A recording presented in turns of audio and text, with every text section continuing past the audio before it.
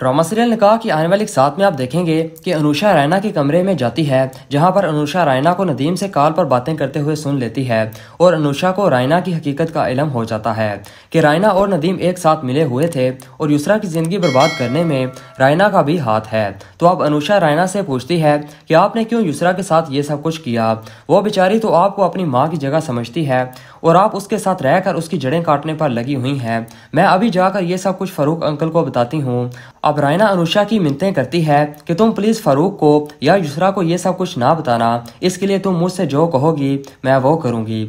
लेकिन अनुषा साफ इनकार कर देती है और फ़ारूक के पास चली जाती है। अब रायना पीछे से जल्दी जल्दी अपना सामान पैक करके युसरा के पास हारिस के घर चली जाती है।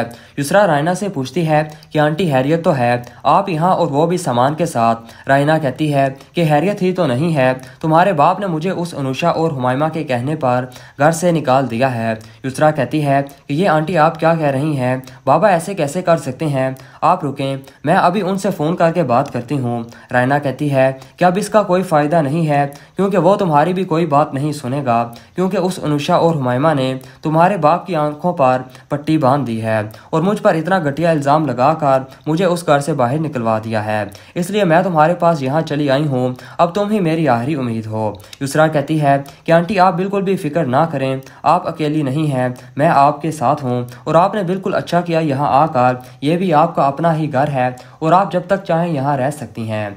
आप बस मुझे ये बताएं कि उन्होंने आप पर ऐसा कौन सा इल्ज़ाम लगाया है कि बाबा ने उनकी बातों में आकर आपको घर तक से निकाल दिया है। अब रायना खुद से झूठी कहानियाँ बनाकर युसरा को अपनी बातों में लगा लेती है। युसरा रायना से कहती है कि आंटी आपको बिल्कुल भी परेशान होने की ज़रूरत नहीं है, मुझे आपकी बात पर पूरा भरोसा है कि आप कभी मेरे बारे में कुछ बुरा नहीं सोच सकती। ये उन दोनों फूफो भतीजी की चाल है कि वो आपको उस घर से निकलवा कर खुद हमारे सारे घर पर कब्जा कर सकें, लेकिन मैं उनकी ये चाल कभी कामयाब नहीं होने दूंगी और बाबा उन दोनों को धक्के देकर उस घर से बाहर निकलवाएंगे और आपको यहाँ से लेकर जाएंगे। ये मेरा आपसे वादा है।